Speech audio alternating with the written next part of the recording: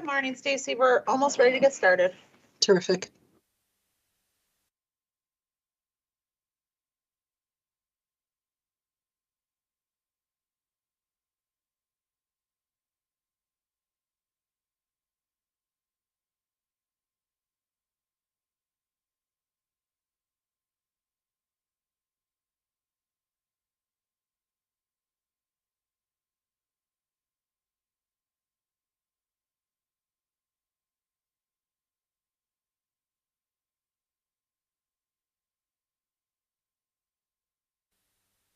All right, good morning, everybody.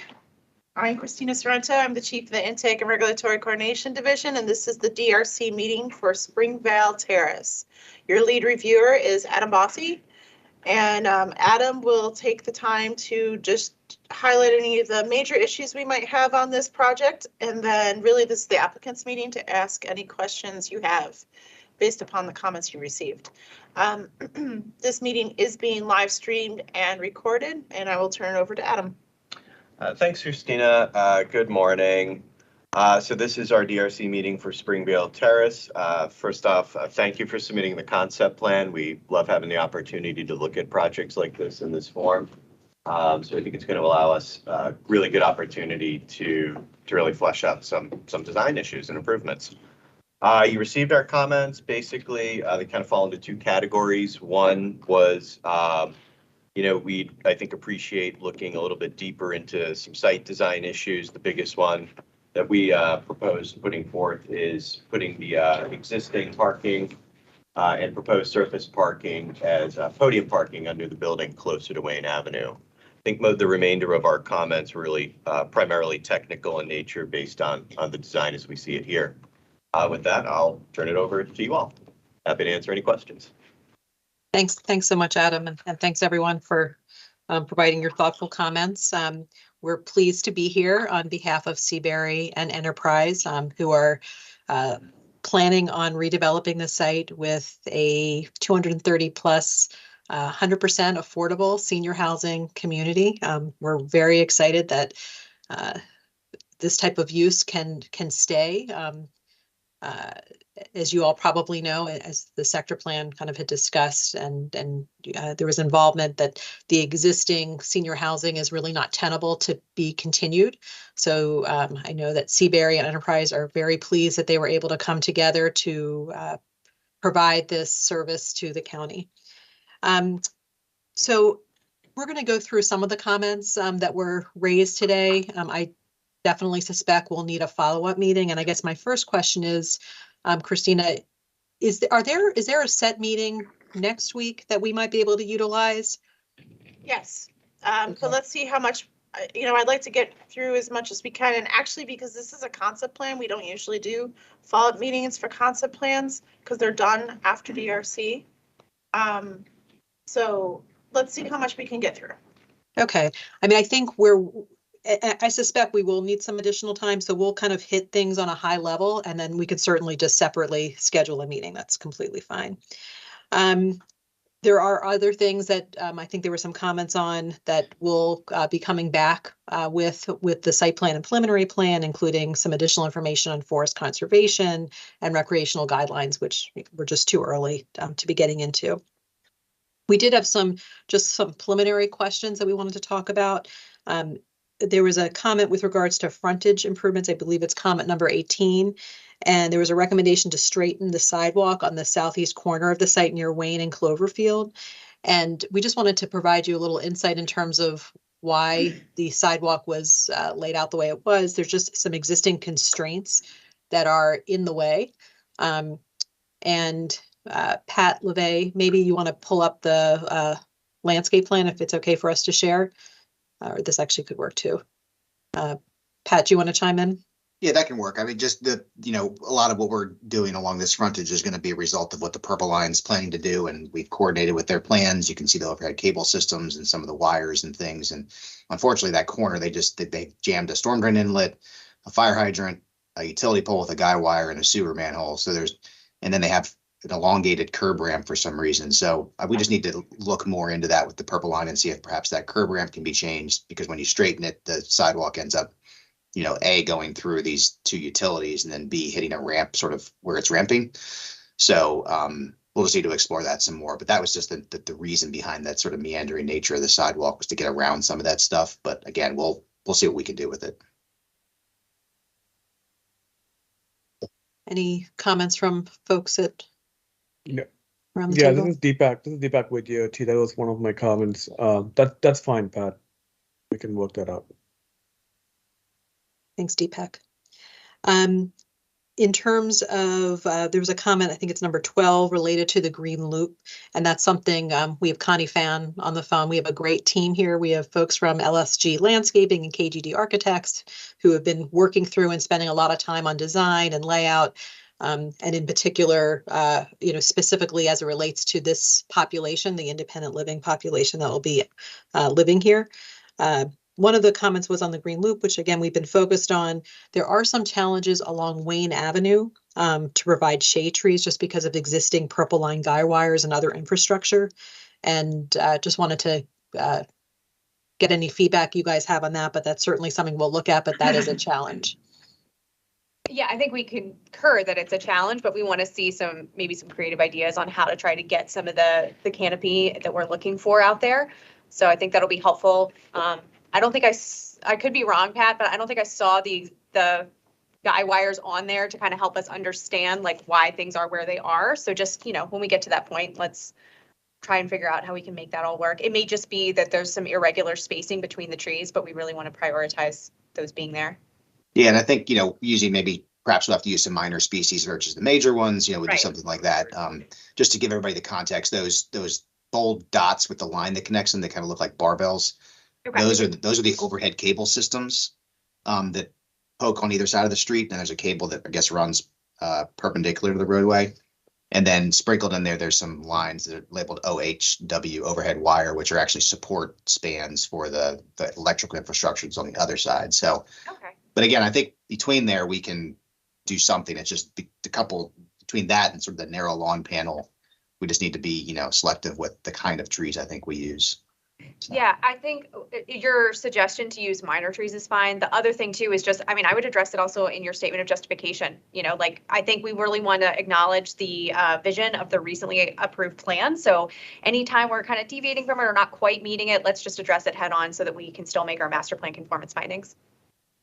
And just to add to that discussion here, one way we've addressed similar conditions where there are overhead utilities in the right of way is to place, minor species trees under the utilities, but then on the property itself, place larger trees. So in that space that is between the building and the right of way line, perhaps there's a way to add additional larger trees that provide the canopies, but remain with the minor trees under the guy wires and things. So that would create essentially a double row of trees, which will also, I think, further the intent of having a green connector and cool streets and other recommendations in the sector plan. Stacy, it's Connie. If I may add a couple of notes here. Along this Wayne Avenue frontage, there's also a bus stop. WMATA bus stop requires at least 45 feet, 50 feet. Will can probably chime in on that. The bus itself usually is about 35 feet long. So we have to sort of keep that area free of obstacles for ease of getting on and off bus. Simply be compliant with WMATA. Number two, this is a shared pathway. So minor trees are fine. However, we need to take into consideration of the clearance. In the case of bikers, and there's a minimum requirement for the purpose of a safety concern. So I just want to throw it out there. No, there are definitely a lot of competing values in this area. You've got no argument for me there. I will say I would coordinate with Wayne Miller about the design of the bus stop. I think that's actually a ride-on stop for what it's worth, and we may have a little bit more leniency with how that's designed. We certainly want a shelter because that's also what's in the master plan. But Yes, yeah, I think you're right. Katie. Yeah, I think that To add to that, yes, Wayne had asked for a shelter at that bus stop. That is in my comments as well. Rock on, Deepak. Yeah, we're gonna check with I think if I remember correctly, there might have been a shelter there before that was removed. We're gonna check with the Purple Line just to see if they're replacing it or, it's been stored, and if it's been stored and it's gonna be put back, but we'll study that and figure out how we address the shelter. Thank you all. Thanks, Connie. There was a comment, number 44, regarding some environmental considerations. And again, some of them in terms of some of the trees on site we'll get further into once we submit our next plan. But we did want to acknowledge there was a suggestion that perhaps we look at doing an urban garden for residents to allow for the growth of urban agriculture. And that is something that both Enterprise and Seabury are looking at. That may be something that their residents would enjoy. So they will consider that and review that during the next phase. So in terms of as you mentioned, Adam, we saw your comments with regards to the building layout and public open space. And again, we will dig into that further to see what comments can be accommodated. But I did want to be completely transparent that the design team, after looking at the DRC comments as depicted, would make the project not feasible for a number of reasons. So we're certainly going to be looking into it. We want to talk to you further about it. We want to, take the time to kind of walk you through, but just to kind of give you a high level. The podium, as you all probably can imagine, the deal is very tight to do this type of development. The podium parking, although there is a grade change, just is not something that they believe is economically feasible. We can talk more about that. We saw how you all had elongated the building to provide, potentially some more additional space to accommodate the units, but our architects did take a look, and it does reduce the total number of units in a significant manner for this type of a development, and it makes it very challenging, to do that. And we certainly know that that is a priority of the plan too. And then it's a zoning issue as well, Stacy, because this is CR, and so having surface parking in front of a building entrance is challenging for our findings. Yep, no, I understand. And, we had this conversation as part of the sector plan as well. And we know that there is a provision. And I think in our statement of justification, we did go through kind of the discussion with regards to how we're mitigating the surface parking with various features. And I think we just probably need to have a full discussion about various ways in which we have addressed that.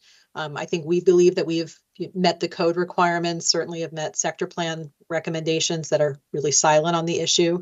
But I think we just need to have a full discussion, a further discussion about it, because it's just not feasible to do the podium parking. And we can talk more about that. The other thing, just for you all to be aware of, is that this project is subject to Davis-Bacon wage requirements because of the federal funding.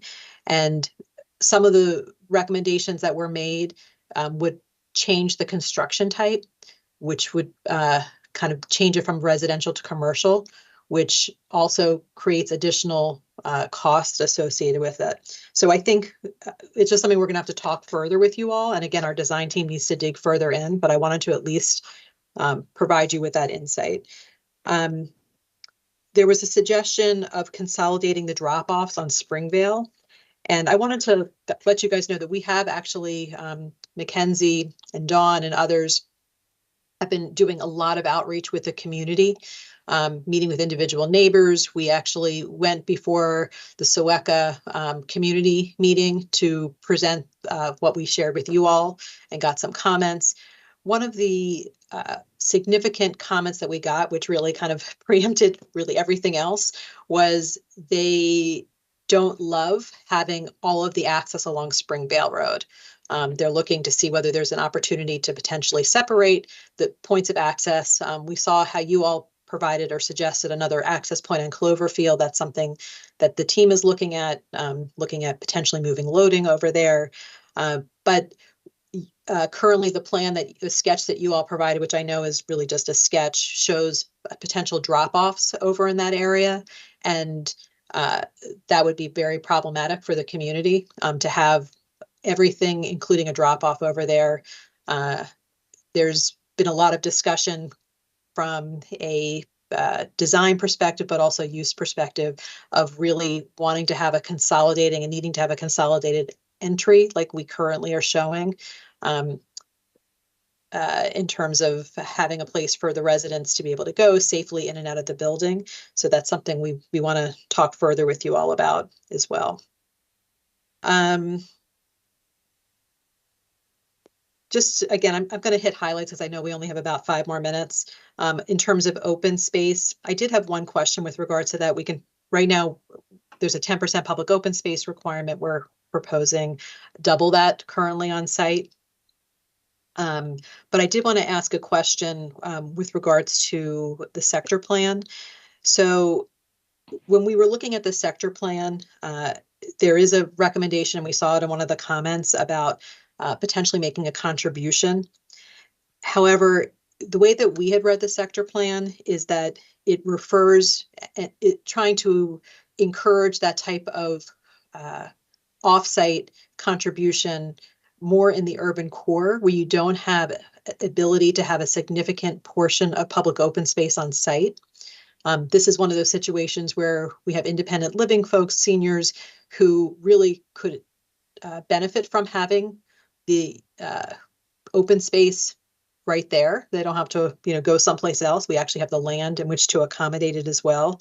But more importantly, I think our question is that it appears the way that the sector plan then refers to the overlay zone section, it refers to 4.9.8.5 of the overlay zone, that is where they talk about kind of the offsite recommendation.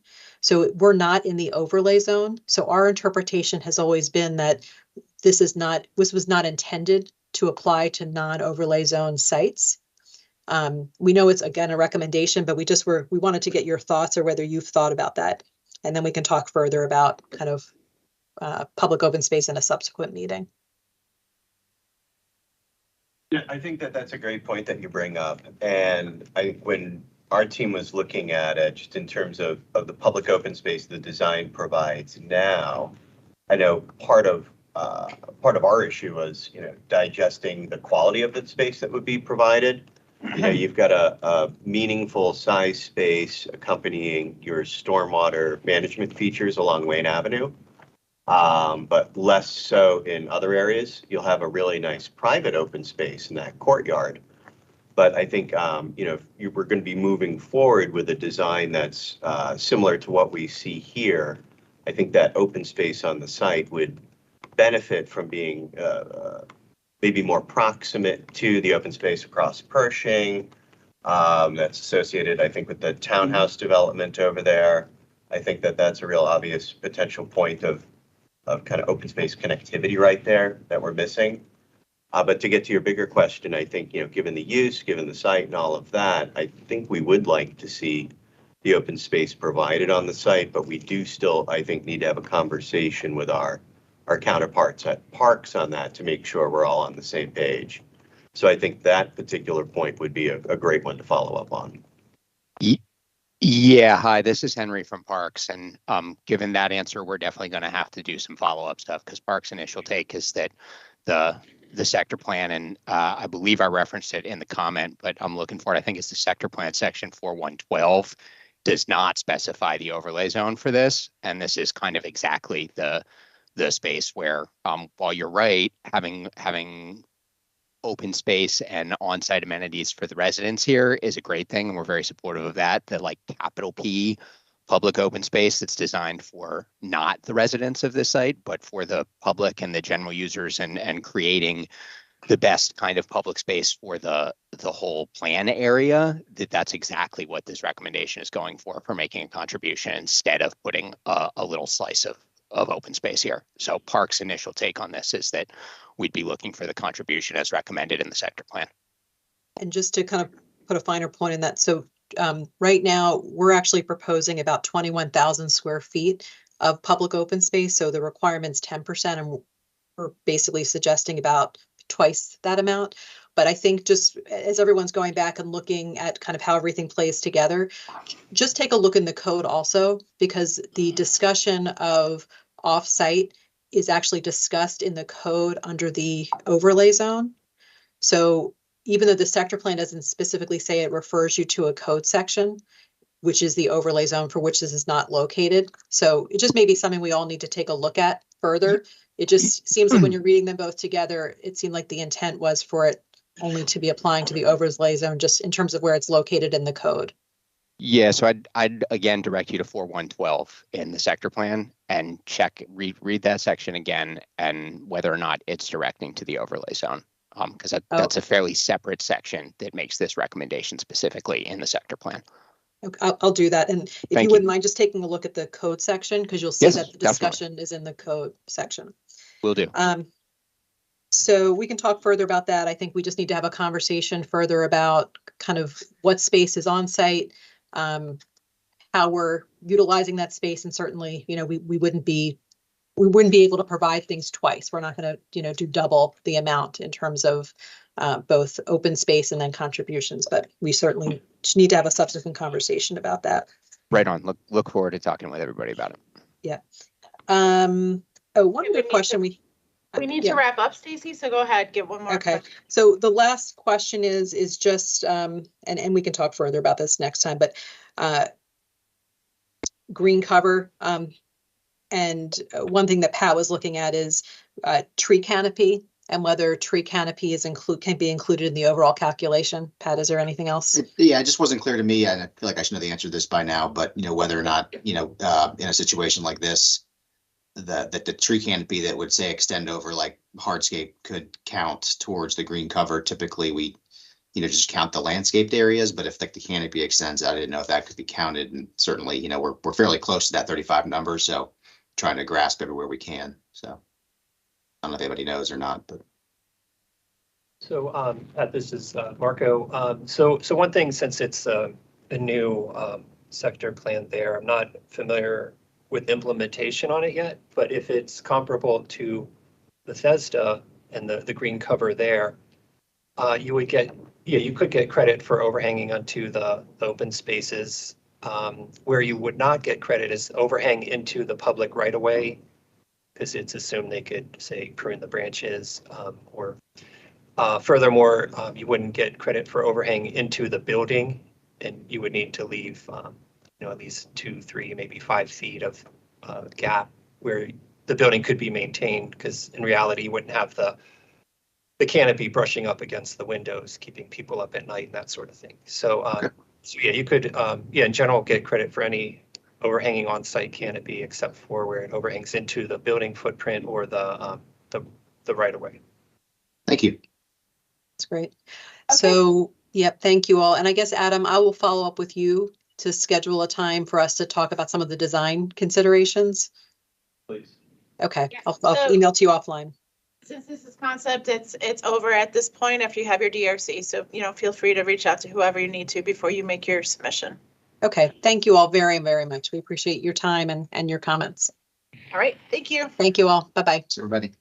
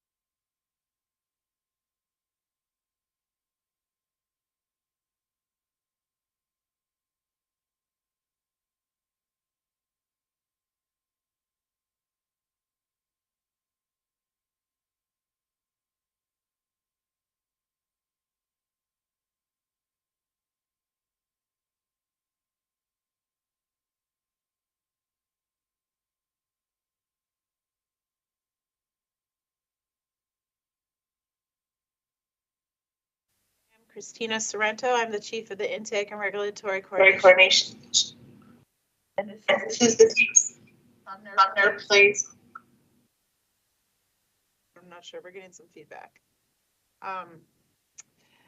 Your lead reviewer is Katie Montgomery. And the purpose of this meeting is for the applicant to ask any questions you might have based upon the comments you received. And I will turn this over to Katie shortly so she can highlight any of the major issues. This meeting is being recorded and live streamed. And since this is a concept plan, this is after this meeting, the plan is essentially done. And then you'll have to submit a different plan type to start the process. So go ahead, Katie. All right, so again, Katie Montgomery, this is a concept plan. Comments were sent to the applicant on Friday. They included all of the E-plans comments as well as some supplemental from staff and from the community. So I'm just gonna hit the highlights on those. There was comments about the site layout and site circulation. What's being proposed here, this is the shops at Sumner Place. This is north is over here to your left. This is Sangamore Road and this is Sentinel Drive. There's an existing shopping center here with office and retail uses. What's being proposed is removing of some surface parking and a drive-through bank in this northeast corner. I'm showing the full, I think this is your open space, amenity space and your forest conservation easement description, so you can kind of see the context. As I mentioned, we have some concerns about layout and site circulation. There's a proposed new curb cut here at Sentinel Drive. That's actually too close for the code, given the existing, which is to remain here, this access point. There were also several things that were missing, which happens with concept plans, but just so you know, I saw that kind of comment from PEPCO, Fire and Rescue, Stormwater Management, and MCDOT, so that when you do submit your preliminary and site plans in the future, it looks like there were some holes that we weren't able to get comments on. There were also some issues with existing versus the approved forest conservation plan, and it looks like the stream valley buffer wasn't shown based on where it is today. Finally, DHCA also asked for additional information. Please continue to work with them, given that you're requesting additional height for the MPDUs that are going to be on site.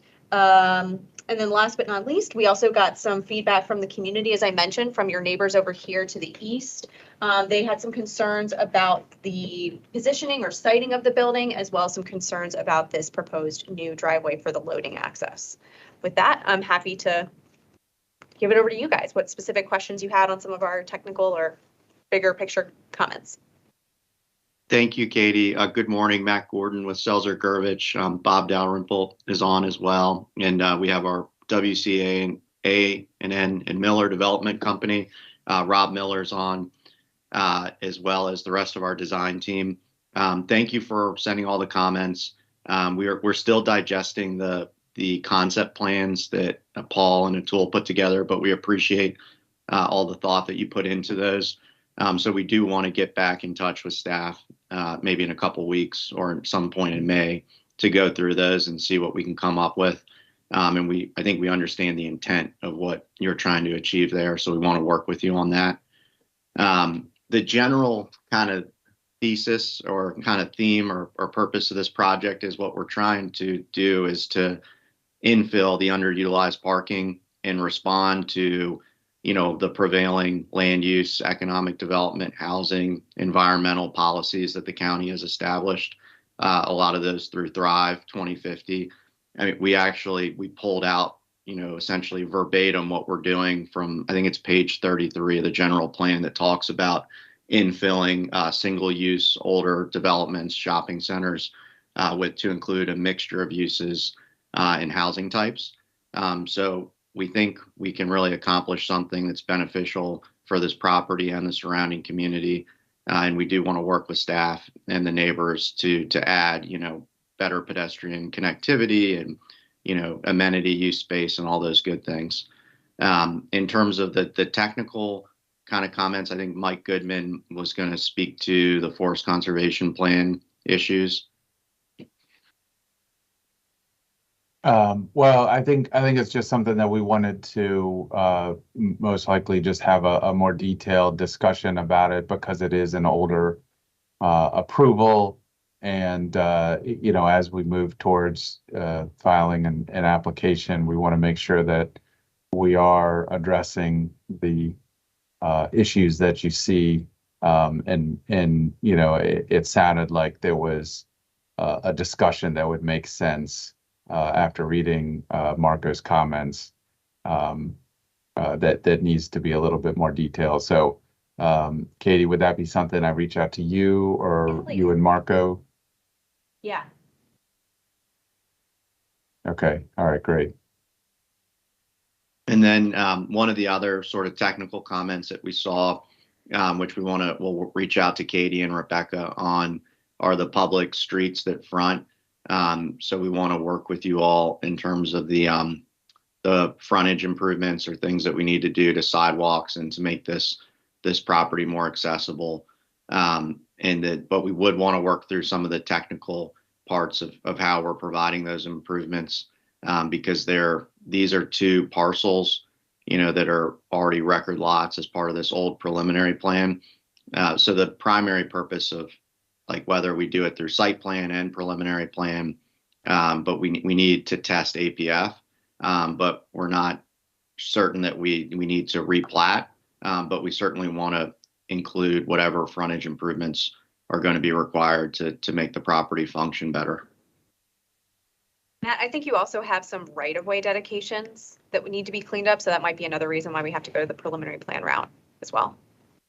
Okay, so we'll reach out to both Katie and Rebecca, and when we get a little bit further along, because the design of the building is still evolving, but we do want to have that conversation so that we've got all that cleared up and clarified before we submit.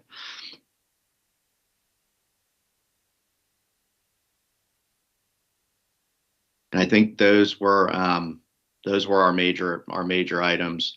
On the sort of the urban design, the sketches that we got, we will be back in touch because we're still studying them and figuring out what's the best way that we can sort of accommodate the goals and ideas that staff came up with. Thank you, Matt. This is Atul Sharma for the record. And, you know, we at a higher level, we certainly appreciate this proposal and the idea that is very much clearly articulated and Thrive that these single-use sites could become mixed-use developments over time. And it's challenging to do infill. We are all aware of that. And, you know, the building that we are looking at today is on the sheet, kind of the first step in a larger strategy as well for the applicant to add successive pieces to it. So one thing we do want to make sure is that, you know, it's true that Thrive's talking about doing infill development and making mixed use parcels.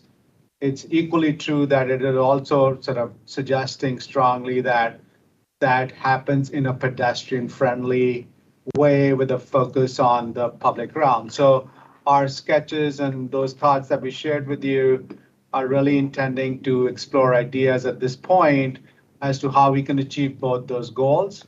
And we certainly acknowledge that infill is going to always be trickier than if you just have a blank slate. So we look forward to working with you all on figuring those things out. Thank you, Atul. I think we agree. We want to try to marry those concepts together.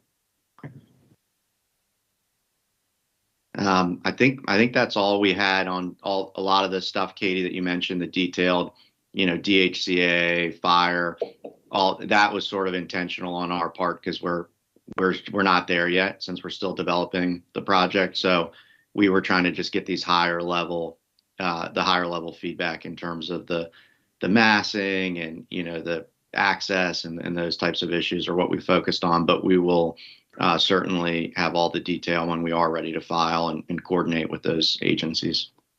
Yeah, absolutely. I mean, it's not meant to be a ding or a slight. Concept plans are what you make of them. That's the whole point. And we're glad that you're coming in, and I'm using this word saying that it's still kind of squishy at this point, which is great. So we love to be able to give feedback at that time. And, you know, even the fact that you're engaging with the community and that they're also able to give some feedback and have that thought about as your next steps is great. So we appreciate it. I just didn't want you or anyone else to think that because maybe some comments weren't made that everything was fine. We just need more information. And so we just wanted to flag the types of things so that you have expectations for what needs to be included on the next step. Absolutely. Thank you. Unless anybody else on our team has anything, I think we'll probably be back in touch with Katie in a couple weeks to talk further about these all these different details. All right. Thank you, everybody. Thank you.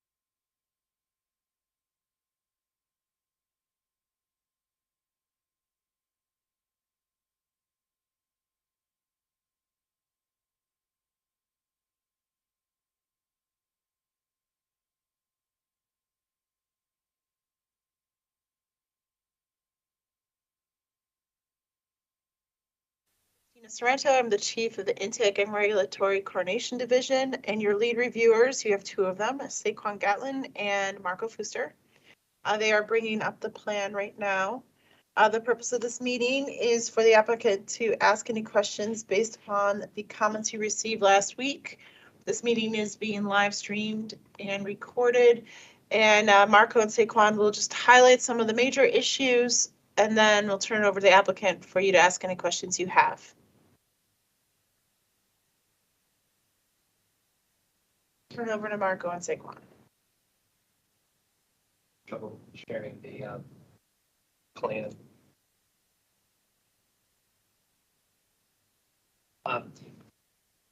Okay, so the National Park Seminary project, it includes site plan component, preliminary plan, and forest conservation plan component. In general, it's providing new townhomes and an addition on a historic building that will also be renovated, and also the castle building, which would be renovated as well. Then the approval is generally considered by the board and the preliminary forest conservation plan. However, the current submission has expanded upon the previously approved limits of disturbance. The area has many environmental constraints and many overlapping regulatory protections for those environmental constraints. So in general, there's some significant pieces of information that we don't have at this time, like a stormwater management concept approval, some of the information fire and rescue needed, and the coordination from Maryland Historic Trust. So anyway, we're going to need to see a lot more supporting information to justify any of the work going beyond the original approval. So with that, turn over to you for any questions you have at this time. Can you hear me? This is Mike Razavi at Rastec Associates. Good morning to all. Morning. We hear you. Great. So yeah, just a general response to the information needed. The stormwater concept is in review and was resubmitted last week, and copies of it were submitted with the original submission with these site plans, forest conservation amendment and preliminary plan amendment. So was the fire access plan, but we have received obviously comments from both parties. In terms of the historical aspect of it, the Maryland Historic Trust has been involved for the past couple of years on this project, and that effort has been led by the applicant who's currently working with them. They've looked at this plan and the architectural aspect of the project. And actually, there's going to be another meeting with them, with the applicant, I believe tomorrow, to sort of advance, their review process. I suppose that once they move forward on making their recommendations, they'll be able to coordinate with Park and Planning and other departments within the county to take this project forward. So that's all in the works as we speak, to answer that question. The other issue that I wanted to bring up was in reviewing some of the comments, we see that there were comments in regards to disturbance of the forest conservation areas. I mean, we obviously our plan was an amendment, and there was additional disturbance shown beyond what was approved before. So we're looking at ways to restrict that and cut that further back so that we keep as close as we can to the what was approved before. I mean, that was so many years ago. But at this point, the layout of the townhouses, which also had some comments on in terms of it being changed from what was shown on the old plans, we are really in the position, and I speak for myself and the applicant, we're in the position that this is the layout we really want to go to because we think it's a more interesting layout. And the Historic Trust, Maryland Historic Trust, has looked at this, and I believe they're supportive of the layout too.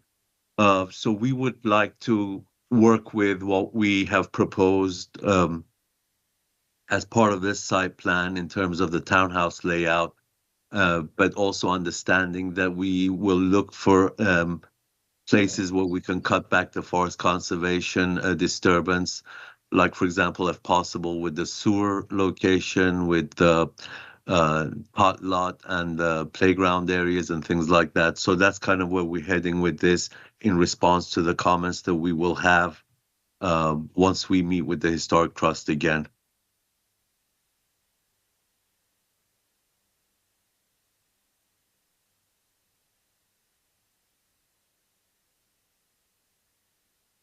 So Mike, based on those comments you provided for the layout, just make sure in your SOJ you provide adequate justification for these moves and highlight those changes you talked about for reducing impact for future reviews, and we'll collaborate going forward to see how we can best accommodate the townhouse design and the plans. Will do, not a problem. I mean, that obviously we show some of that on the red line plans that were provided on the amendments. But yes, of course, we will continue to collaborate with your department and sort of try to bring what's happening with the Historic Trust to the table so that we're all coordinated. We can get to a point where everybody's coordinated and satisfied with the reviews.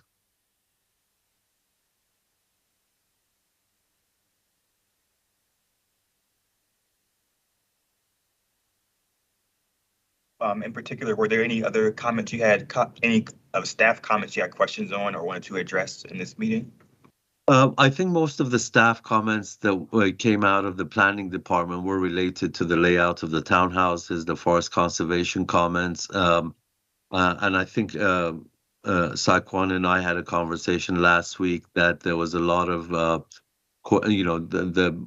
obviously one of the most important aspects of this was the Historic Trust, which has been ongoing, and we will also be moving forward with that.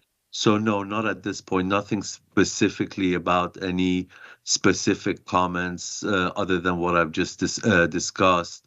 As Marco has suggested, the stormwater concept has been reviewed and is currently in review, and we've updated that and resubmitted that based on the changes that were made before we came to park and planning.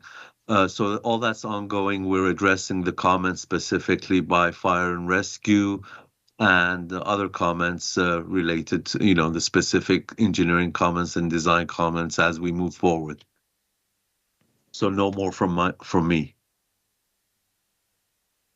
So you mentioned that there's an MHT meeting perhaps tomorrow. So when that happens, just you can bring our comments as far as design to make sure that they are able to understand what's evolving and what our comments are on that topic, but also try to engage the timing that MHT will need for their approval so that we can address the timing of this review and make sure we have enough time there if we need to extend to provide time for MHT and incorporate staff comments from planning and DRC reviewers, just so we can not run up against the wall as far as the timing of that goes. Will do. Just to sort of give you a small synopsis on the MHT meeting tomorrow, it's heavily focused on the architecture of the, especially the villa building, and the applicant's been dealing with that. But yeah, that's I definitely understand the timing issues and the significant amount of coordination needed between them, us, and your department, and the obviously other various county departments. Okay, and also I wanted to just make sure that you were aware there were some pieces of information missing, just We wanted you to really flesh out some of the findings in the SOJ to make sure that they address specific topics adequately. So just make sure you're aware of those. Some of the bigger items were the variance requests for the forest conservation aspect of the plan, as well as just making sure that DPS, particularly zoning, had some tables missing that they need to make their findings, just so that we're all on the same page for your resubmittal. Okay, And, no problem. One question I did have now that you brought that up, maybe Marco can answer, regarding the any variance requests. I saw in the comments there was some sort of conversation about variances for 1-inch trees. Is that accurate, or is that because in the past the variances have been done for trees that are much larger, like for example 30-inch trees? Right. So a couple things on that. Yeah, definitely that's accurate. Whereas for a historic site or historic setting, historic district, the forest conservation variance applies to all trees, which are defined as those 1-inch and greater. But along with that, like say, and I know you mentioned you were going to look at another location for the sewer connection, which right now goes through the previously undisturbed forest. Whereas if you could site that through an area of existing LOD that was previously approved, then you wouldn't need a variance for that because that impact would be grandfathered. So in general, a good approach would be to try to site any utilities through areas that have already been disturbed or that are generally open and would minimize and avoid any variance impacts. Got it. Thank you, Marco, for the clarification.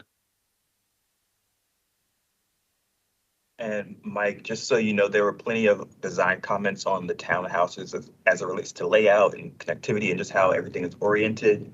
That was based on if the design was flipped to the previous layout, which we suggested. If this layout is determined to be kept, we'll have comments as well, just to make sure that we're creating the best design and access and circulation in this location if we do proceed with this layout. So we'll be in communication with you as you have your meetings on your applicant side, and just make sure that we are able to have something adequate for the next submittal and the final submittal if necessary. Okay, I think that my impression is that we probably will have some sidebar meetings even before we make another resubmission, just so that we're coordinated and we're not going out round and round in circles. I think you'll probably find that agreeable. Exactly. There's a standing meeting for us, I believe, next week post DRC. We can add any others if necessary, just to hash out any remaining issues. Is that a meeting that's scheduled for this project? Because I'm not aware of one. Yeah, so when there is a DRC meeting for plans that go beyond just DRC, so other than concept plans, there's a follow-up meeting that's standard just to make sure that we're leading up to the resubmittal and are addressing the DRC comments adequately. So this discussion here helps get us on the same page for what we want to see in the follow-up meeting, which you'll be sent an invite to, and we can determine the best timing for that. We can revisit any changes you have since DRC. Okay. All right. Do you need a follow-up meeting, Mike, or do you feel comfortable with resubmitting? No, I think we will need a follow-up meeting because the Historic Trust is involved and that meeting is supposed to happen tomorrow. I'm not really sure when the next meeting, when the follow-up meeting we can have is, because we want to have some meaningful things taken care of and out of the way. And I think we just want to sort of have a follow-up meeting, mostly with layouts and things like that. So we want to see where we can, for example, minimize the impact to the forest conservation areas that are in the easement currently. So that's going to take a little bit of time for us. But yes, we will need a follow-up meeting before the resubmission. And maybe I should just schedule that through Saquon and Marco, if that's okay. Well, so the follow-up meeting that Saquon is talking about occurs next Tuesday to make sure that you are on track to meet your resubmittal. But if you are not ready for that, then you will have a separate follow-up meeting, but it also means that you are likely to need an extension. Okay. All right, we'll work through that and see where we are at the end of this week, I guess. Okay, but I cannot, if you wait to this, end of this week, I cannot schedule the meeting for you next Tuesday. So it's one of those things you need to kind of know now whether you're able to have a meaningful meeting next Tuesday. And if not, then you'll have to just follow up with Saquon and likely submit an extension request. Okay, I'll follow up with Saquon then. Okay. Thanks. Mike, this is Mark again. One general thing to be aware of, whereas on the previous plan, it showed some disturbance to the upper right-hand side of this image. I believe that was for sewer tie-in. So if that, you have to confirm if that was never used, it generally wouldn't appear on this plan, but shows on some of the other plans. I believe there was a sewer connection proposed in the upper right there. So if that was never used and you don't need it now, then that could help offset some new impact that you might be able to. Exactly. Yeah. Yes, you're right. That's exactly correct. That's the type of thing we're trying to, revisit and try to,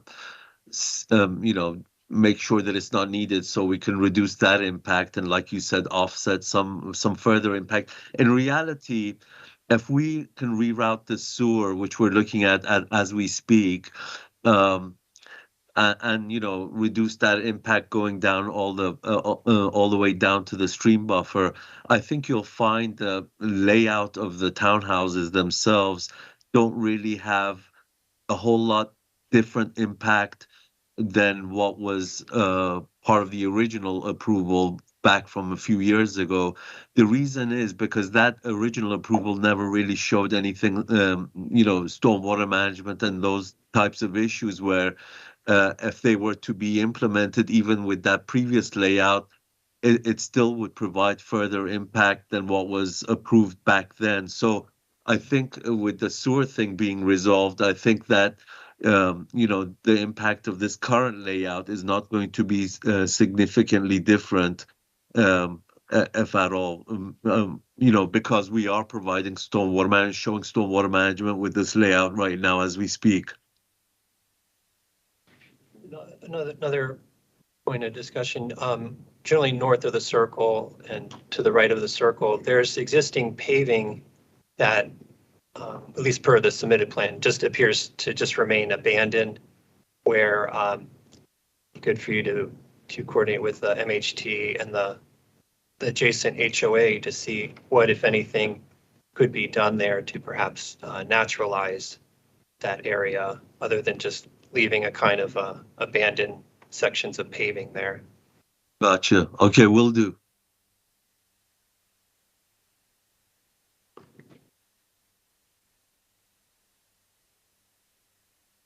Mr. Razaki, this is WSSC. Please don't forget to submit your HPA plan so we can review your government plans. Yes, I think that's pretty much ready to go, and we're going to submit that also. Thank you.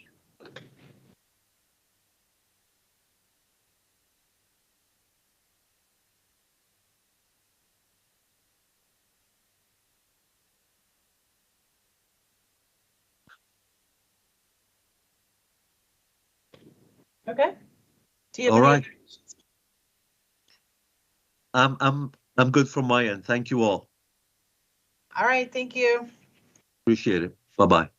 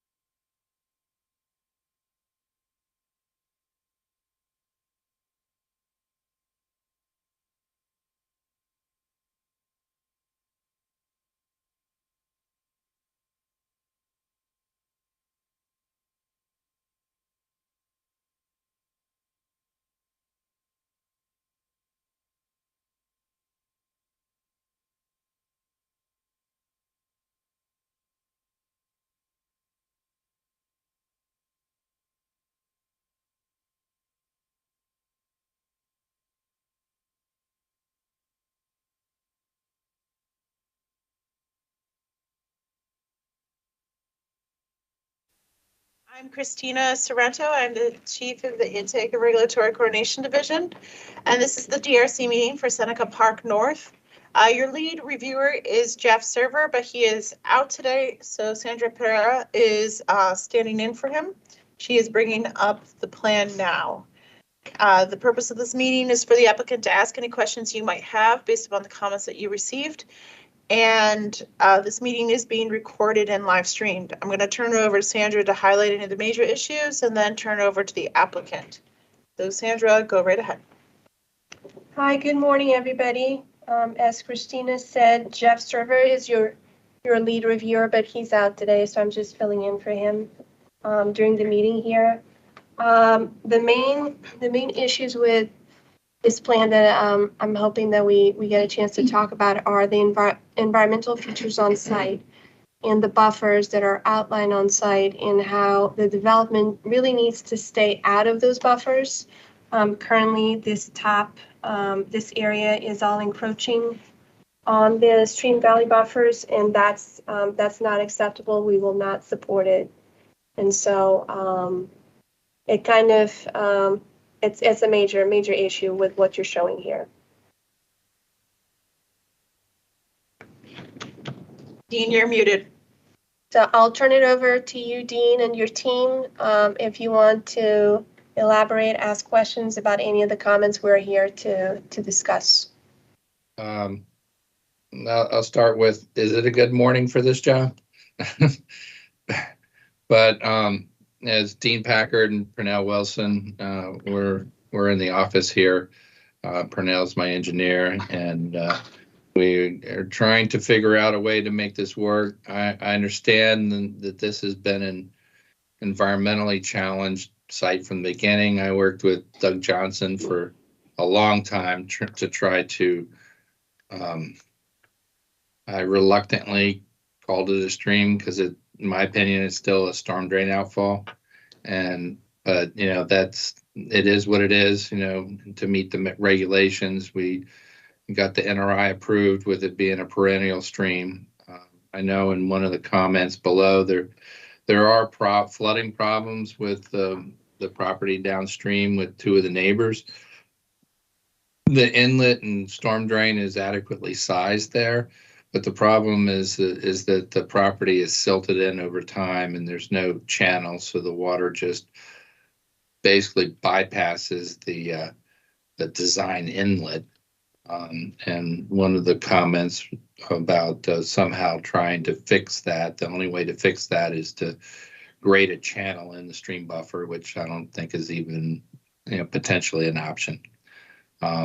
As far as the plan goes, it may be a mitigation feature to solve the flooding problem for the neighbors, but that's neither here nor there.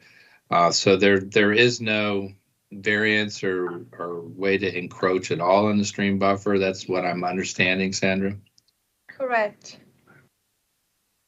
So, I was thinking about this when I saw the comments, and the location of the driveway entrance would be we located it the way it DOT would want it, but if this were to survive these comments, that it would have to be pushed uphill to the west. And my thought, I haven't spoken to the owner yet, but my thought was there is outlot A next door that there was a denied application for 20 some years ago, where they had proposed 6 townhouse units, and I didn't go into the detail as to why it was denied, but probably because they had limited access onto Route 355, and somehow if my client could get that property, it would open it up a little more to bring more usable area outside of the stream buffer to place the townhouses. I know that the Marie's comments, I understand where you're coming from, Marie, and the thought was that we would come in 150 feet and we would be 150 feet to the hinge door because we would be agreeing to the height restricted elevation of, I think if it hasn't changed, it was 27 feet to the highest windowsill height was. That's correct. 27 feet to highest windowsill. That includes false dormers and a roof deck. So keep in mind how you design these things. Your roof, if you do an occupied roof deck, you can't design that over ground ladder access either. But other than that, if you're willing to meet that restriction, we could certainly look at that. Yeah, well, that was in the thought pattern of not being more than 30 stories, 3 stories, 30 stories, and being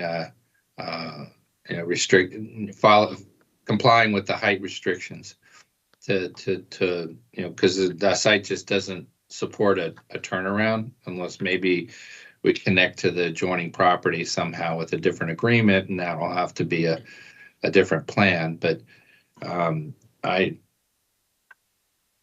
don't, other than the fact that 90% of the property is unusable, I don't really have any other solution to come up with an alternative design. Purnell's looked at, we could probably get 4 townhouses in here and outside of the stream buffer, but the question of that is, will 4 townhouses support the development work to make any sense? So, I think we have some homework to do to talk to the adjoining neighbor and see if there's a way to, capture some of their usable area to combine it with our usable area and come back with a different plan. Unless there's any other ideas that you guys have struggled with trying to figure out, I don't have anything more at the moment. No, I think you said it, Dean. I think from our perspective, we're also struggling on how to fit the amount of development that you have within the buildable area for this property. So I think that what you indicated about working with the adjoining property owner is probably the way to go, unless you want to decrease the number of units that you're proposing or the intensity of your development. We didn't see another option either. Yeah, well, it's all about, does 4 units, economically, will that support, a 20-foot road and stormwater management, as far as costs go, for it to, make $5 as opposed to, maybe combining it with some property next door to open it up a little bit to get back to 8 or more units. Is the only way I see it. This is Atul Sharma. We, as you know, having worked with us on other cases where there is a solution, we always try to draw it or sketch it and share it with you. In this case, the environmental constraints are so significant that we really couldn't see a way. And even with the 4-unit proposal, either the road is still going to be where it is and it's in those buffers, or you're moving the road and creating this sort of offset condition across the street from each other. All that to say that your thought of talking to the adjacent property owner seems to be potentially the only logical next step to explore. Yeah, I'll have to go back and try to, I know Dick Whitmer did the plan for them, and that, I think the gas station group owned the property, and it's been just sitting there doing nothing for years. And I know when the bank recently was built, adjoining to the gas station, I saw one of the original plans that they had circulated that they wanted like a secondary access out on the Plummer Drive, and for whatever reason that was dropped. I don't know. I didn't dig into the research. You guys probably know why it was dropped more than I do, but I'll have to look at that to see if we can have some more usable area, because there is a 90-foot wide space between the gas station lot and what encompasses outlot A adjoining our property is a 90-foot wide strip. So that would certainly slide everything to the west and have it make more sense.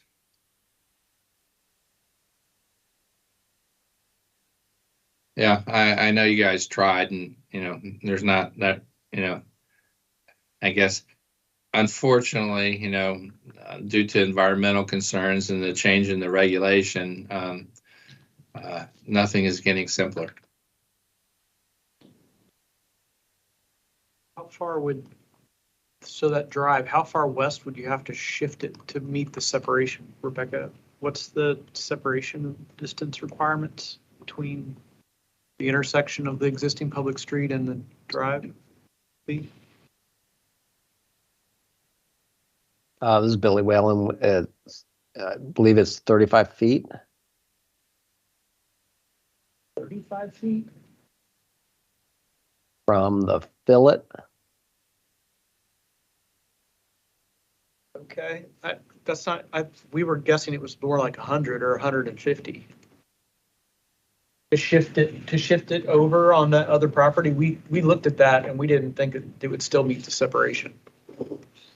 On this drawing, shifting it to the left, like off the property. So it'd be from fillet to adjoining fillet at 35 separation.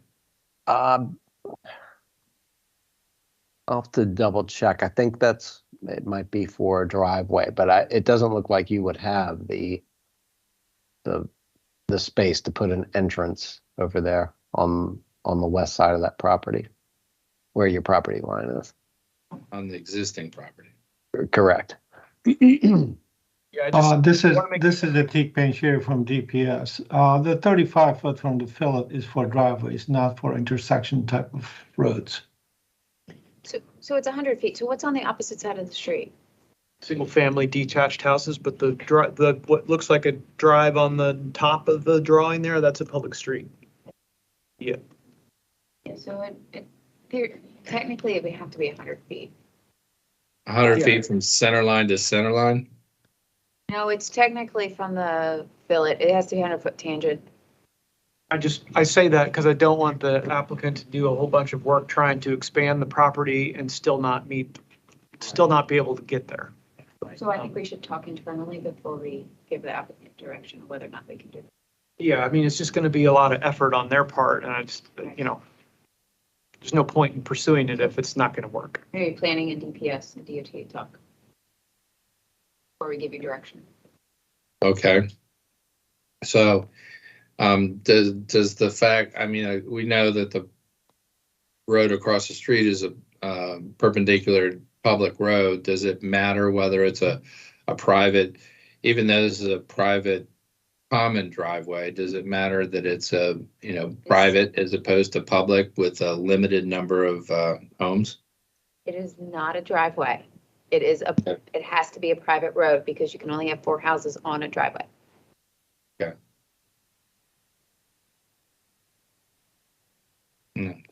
But does the number of houses loading onto it have any effect on the separation? Maybe. Okay. He's asking if it goes down to 4 townhouses, then what would the situation? Well, then it would be a driveway.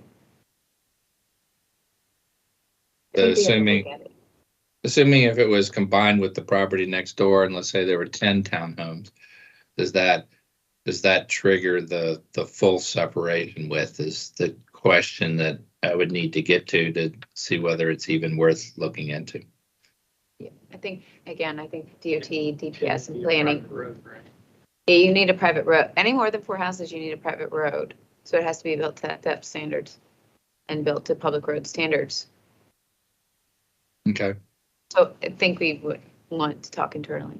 Yeah, I mean, because when I was at the design meeting and Atul and I and Paul were sketching it out, we were looking at that, that other property and what separation would be needed to make it work. And even the extra property off the drawing there, we couldn't get the separation we thought would work. So. Yeah, I mean, I don't know what's out there. Like, I don't know what's around it. So I mean, we were just sketching way outside the box, and we couldn't even make that work. So.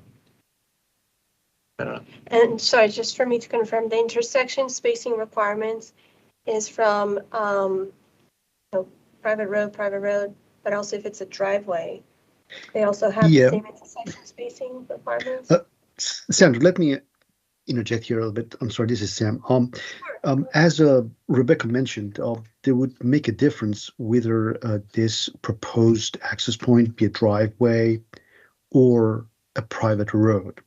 As everybody knows, a driveway can support up to 4 residences.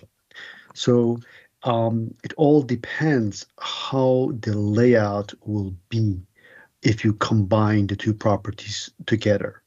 If we combine it and we end up having a road, as Rebecca said, I mean, normally for a road separation for intersections, it's 100 feet. If it turns out to be a driveway, the distance could be less. So again, it depends on the design and layout of the plan once these two properties are combined. So I guess the detailed question is from fillet to adjoining fillet, is that 100 feet? And Technically, yes. okay. And if you need to discuss it and get back to me, but right now that's what we have to look at. Yes. Okay, well, if there's any modification to that statement, 100 foot from adjoining fillets, let me know. Otherwise, I will. I'll wait to hear that, and then I'll advise the owner as to what his options are. Okay. Sounds like a plan. And else? yeah, and I guess that if we were to do 2 duplexes, and if there were 4 units, does that change the setbacks at all? I'm looking at the zoning. It'd be 2 duplexes or 4 units, and that would say, I mean, the side setback is equal to required setback for a detached house building type in the budding zone. The budding zone is like a like a CRT. It's not CRT, but it's like a CRT zone. So. I mean, I guess it would depend if, as 4 units, whether you're doing optional method with 8 right now. So would you stay, like, would it become standard? That would matter in terms of setbacks, I think. Yeah, I agree. This is Melissa Gutos with zoning review.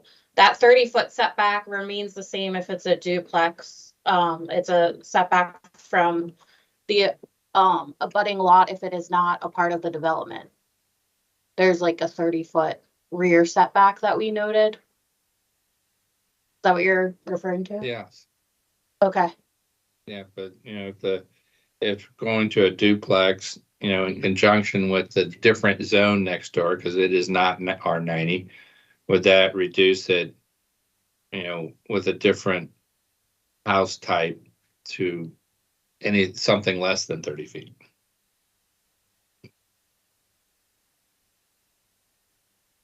I mean, I guess the other question in terms of the drawing as shown, and I don't want to get too far because I'm just filling in for Jeff, but I know Jeff and I talked about this, is, as an optional method project, you have public benefit points to consider and open space requirements to achieve. And I don't see where you achieve any of that on this plan in terms of usable space. I don't know. I didn't review it, but I mean, that's a question that I asked to him, when we were looking at it as a team. Okay. Okay. All right. Well, I think I have all I can ask at the moment. And if anything comes out of any internal discussion, let me know and I'll go from there. Okay. All right, thank you. Thank you.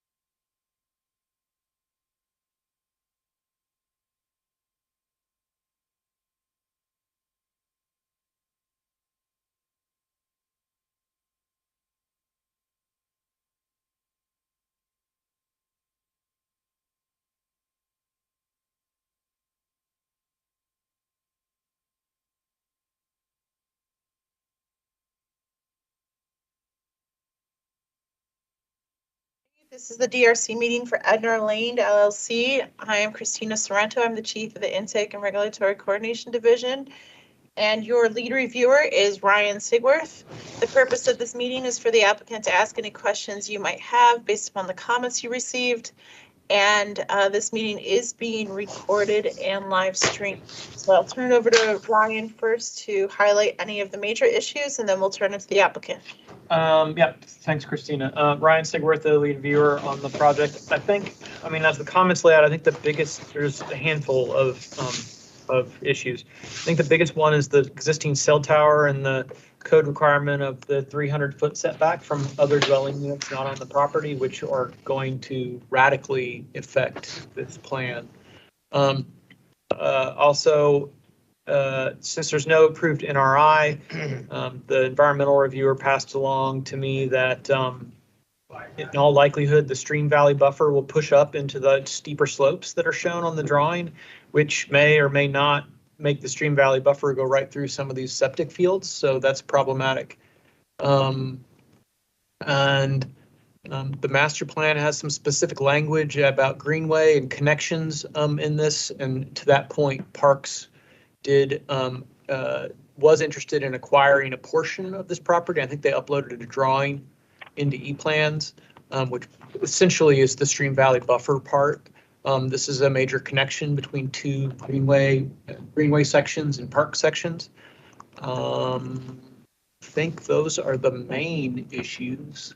But with the cell tower setback, I think it's highly possible that you just get one additional lot, one additional house out of this. Maybe two, but that's probably the max.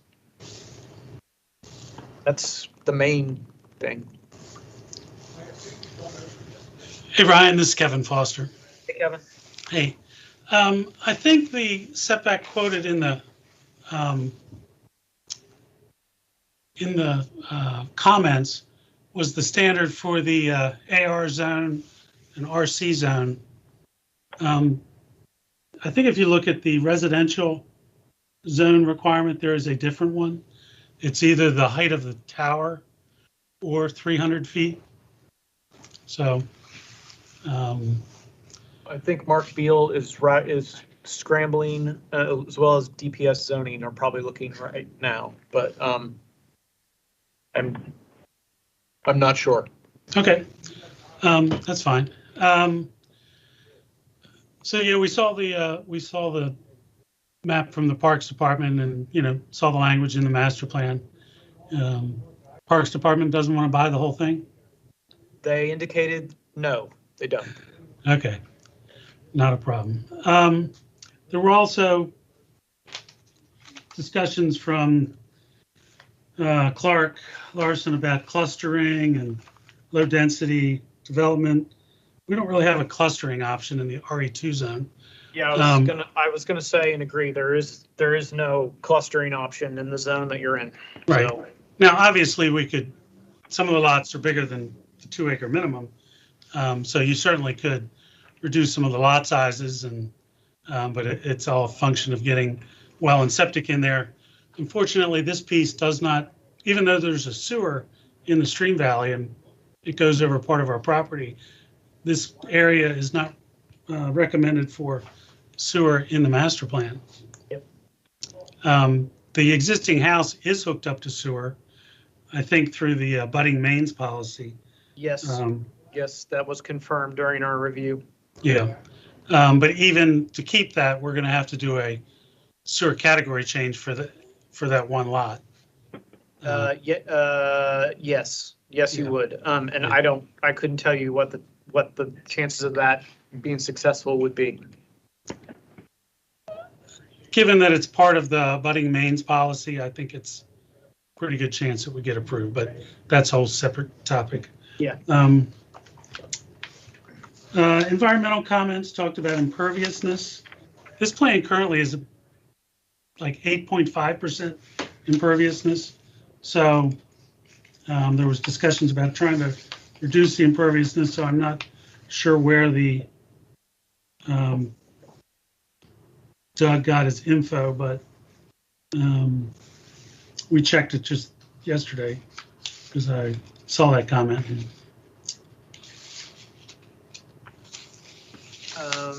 Zoning put the comment in about the cell tower in the chat.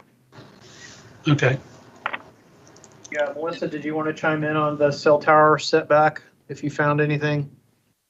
Well, I went back to the zoning ordinance. This is Melissa Gutos, the zoning reviewer.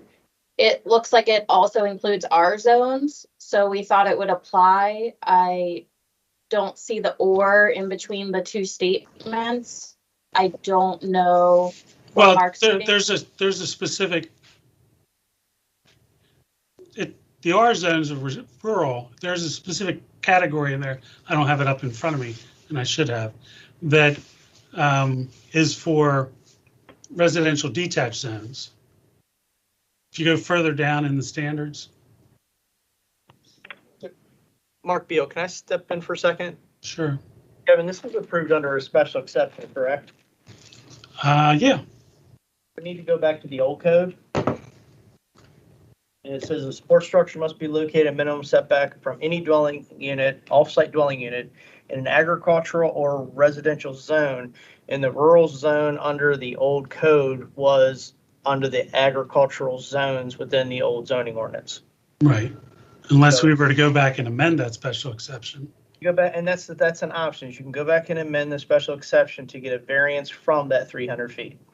Or amend it under the new zone.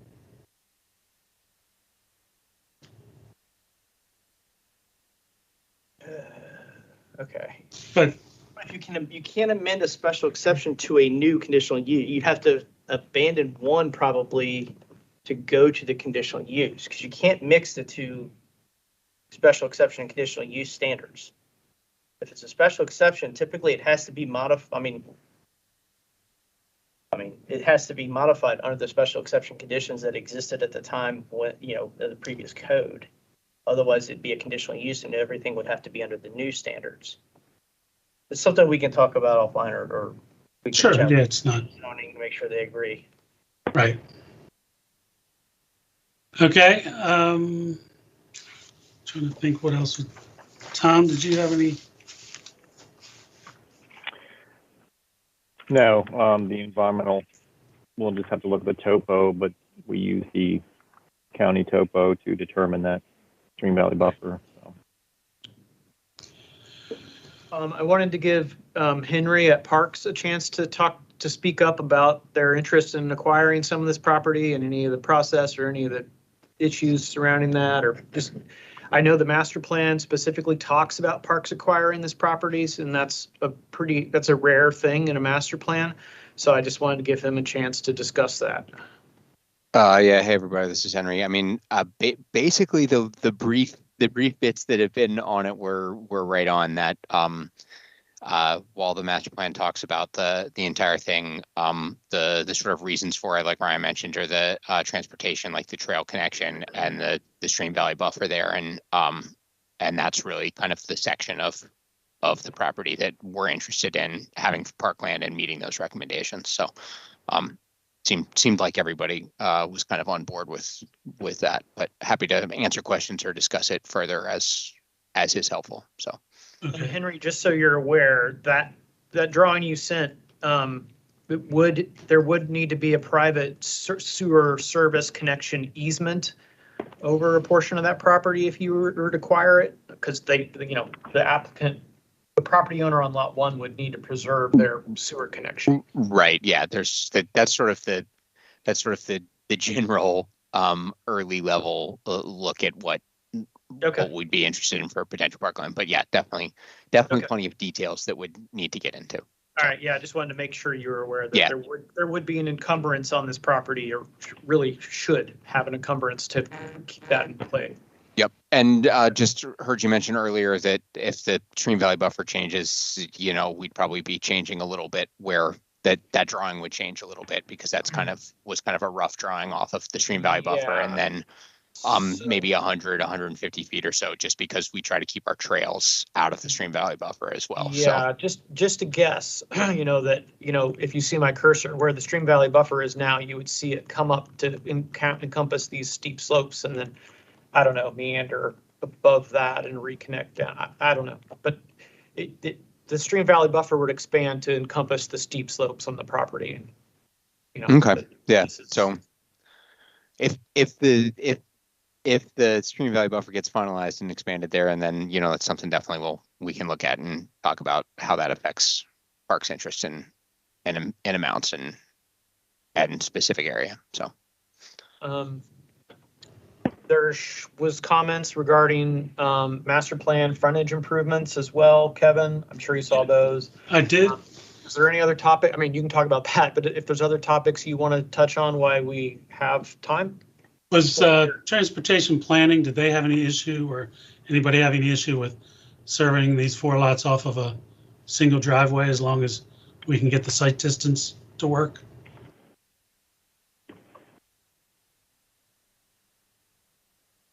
They said transportation planning, I thought that was you guys. Transportation. So no, you're allowed 4, this is DOT, you're allowed 4 lots on a driveway, private driveway. You have to meet Murray's requirements, which might be a wider driveway for a certain distance or something like that. Yeah, we had shown a 20-foot driveway. We did say, though, that there is a requirement, there's a country arterial, and I believe you have to add a 6-foot shoulder along the site frontage. Right, yeah, I saw that. I think Brett's in the room. Wasn't there a bicycle master plan? Yeah. So per Complete Streets and the bicycle master plan, there's supposed to be a 10-foot side path along Edna Road. So more than likely you'll have to build it along. Typically there's an exemption, but in this case, because you're kind of straddling the line between the suburban road code area and an urban road code area, there is an exemption. Yeah, that's gonna be a steep. That's gonna be a steep side path. Does it connect to anything? There's one about maybe a quarter mile away along Edna, headed towards New Hampshire, but not in that specific section. So you might have to pay, you might be able to pay fee in lieu. And on the shared driveway, Marie probably noted that there's a fire truck turnaround already slotted in there.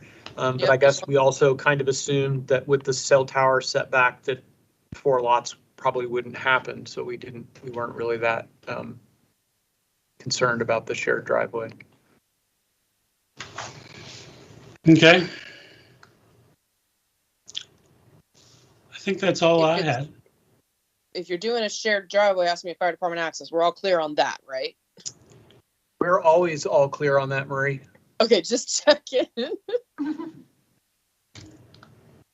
The only way it wouldn't be a shared driveway is if they just had one lot for one house with a driveway back to it.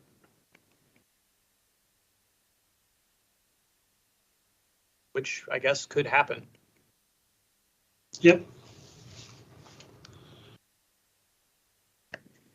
Okay, anything else? No, I think that's the only questions we had. All right. Appreciate your time. All right, thank you, everybody. Thank you.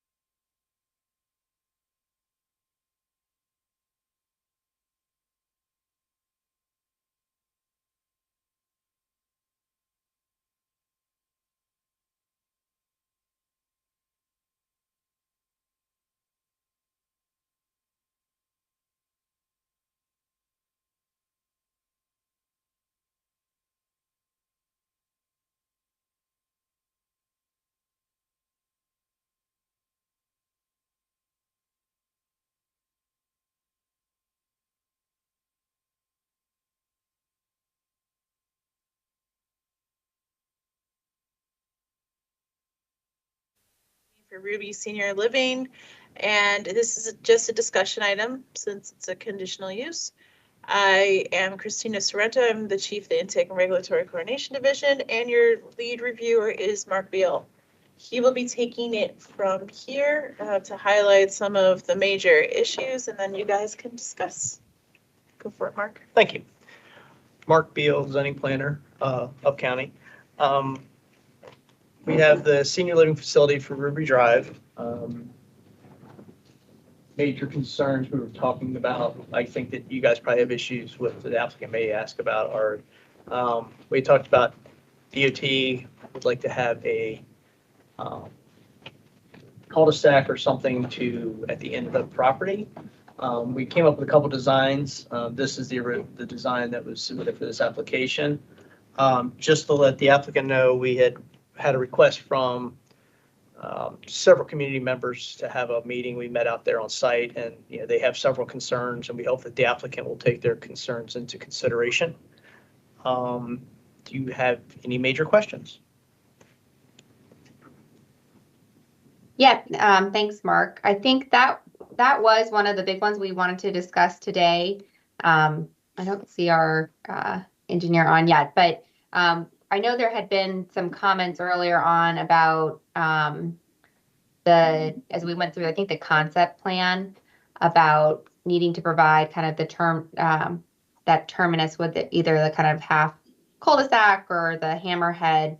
And at that point, my recollection is we had kind of talked through the fact that we are retaining kind of that existing hammerhead you can see on the plan here, which will still kind of provide that turnaround. And the issue is really extending that further along the property along Ruby Drive, is that we don't obviously control kind of where it says Block A, that property over there. And so there's not enough right of way for us to be able to really extend that further, and then it starts to encroach in the forest conservation. So it would be helpful to hear more from DOT, because we thought that had been kind of resolved by keeping the existing kind of turnaround and not extending that.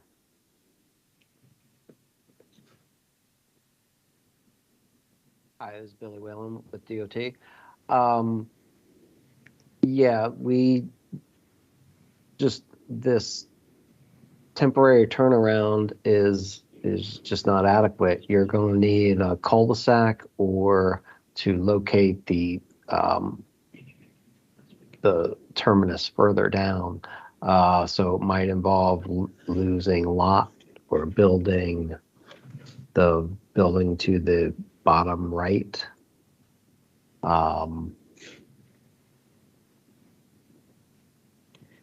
But as is, this layout just isn't going to work. I wasn't at the site visit. I'm sorry I couldn't make it, but so I don't know what was discussed there. What's the issue with the turnaround? Yeah, I think we just need a full cul-de-sac. I believe there was an earlier version that had a half cul-de-sac or offset cul-de-sac.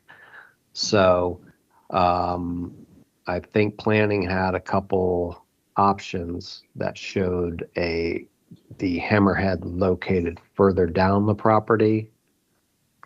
Another option is to have the cul-de-sac offset within the property.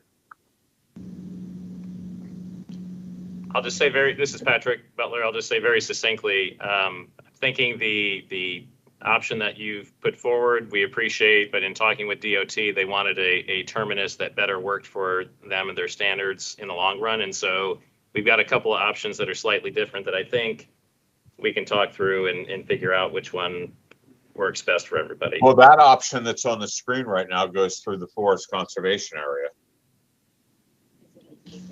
Yeah, I think a couple of things that we went through in the several years of periods that we don't have any property or right of way for the other lot at 21917.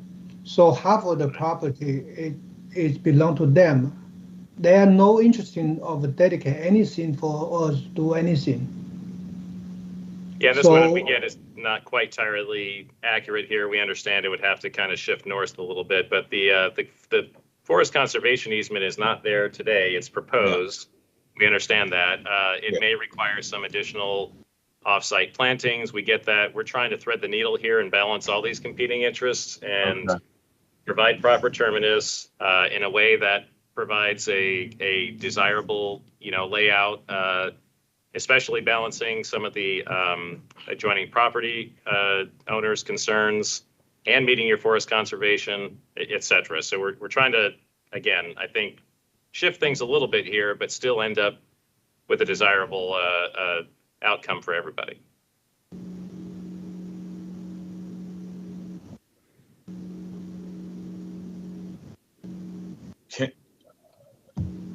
Can you, or Mark, Patrick, was this one of the, we weren't obviously at the meeting that you had with some community members. So what were the concerns that, in a nutshell, that were raised? Is it what was in the documents that you sent to us, or?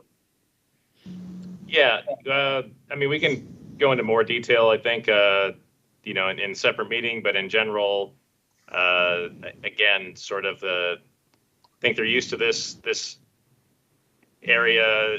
They're concerned about sort of the level of density in general, the proximity to their neighborhood, access from Ruby Drive on the main road, the amount of traffic that may be produced by this Ruby Drive existing condition, et cetera. So, yeah, we can talk more about that in detail, but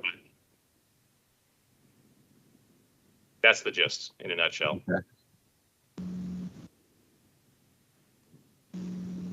Okay, so I guess it sounds like something we'll have to continue to talk about. I think our main concern is just that there is no right of way past kind of that lot line where the arrow is crossing to the right of 21917 Ruby Drive.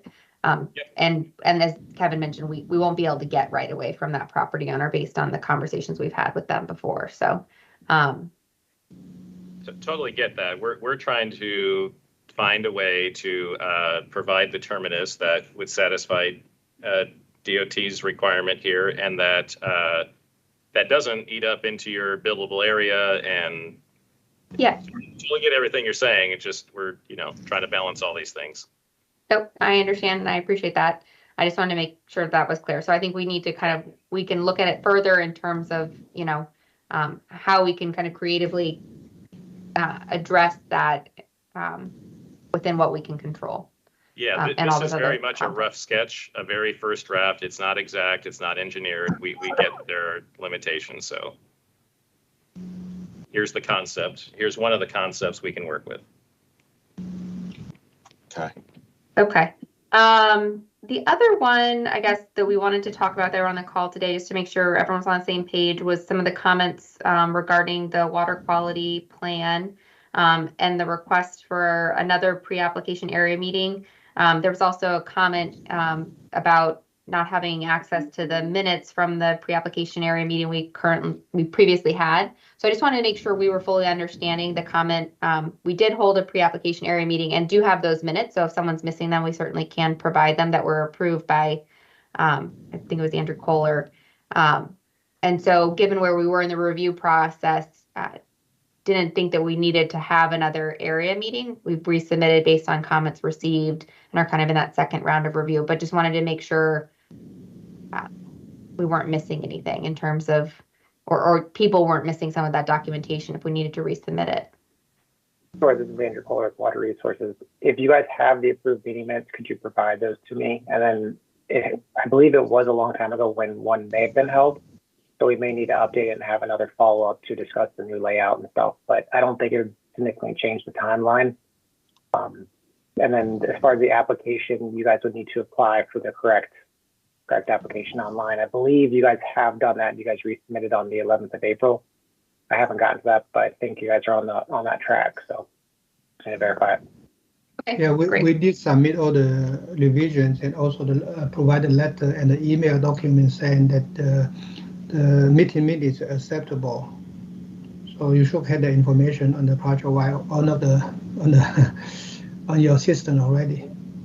I know, okay, I'll double check, but I know you guys submitted something that was not signed, which it's good to have the signed stuff, so I'm just trying to track that down. Yeah, it was from the email confirmation saying that it's okay. The letter's approved. For the meeting minutes? The Yes. meeting minutes, yeah. So we can coordinate with you just to make sure that you Yeah. have what you need, even if we email it separately. Just wanted to make sure Perfect. that that was provided. Sweet, thank you very much. Okay. And then I think our last one we wanted to talk about today with everyone on the call was, I know there was a comment from DOT about providing 6-foot sidewalk and 6-foot buffer along West Old Baltimore Road. One thing that obviously it's clear from this plan, our property doesn't have any frontage. The property that's part of the conditional use doesn't have any frontage on West Old Baltimore Road. And I think one of the things that we need to really evaluate further and make sure it's clear is kind of how much right of way is there. And if there is room to provide improvements along West Old Baltimore.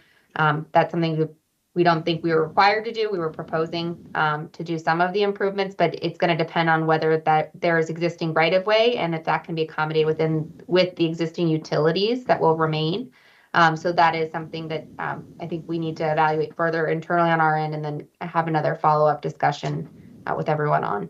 I think that's a preliminary plan comment, right? Really? Probably. So, Can't hear you, Kevin. this is Rebecca from DOT. It's a preliminary plan comment that will be addressed when you go to preliminary plan. It's not required for conditional use, in my opinion.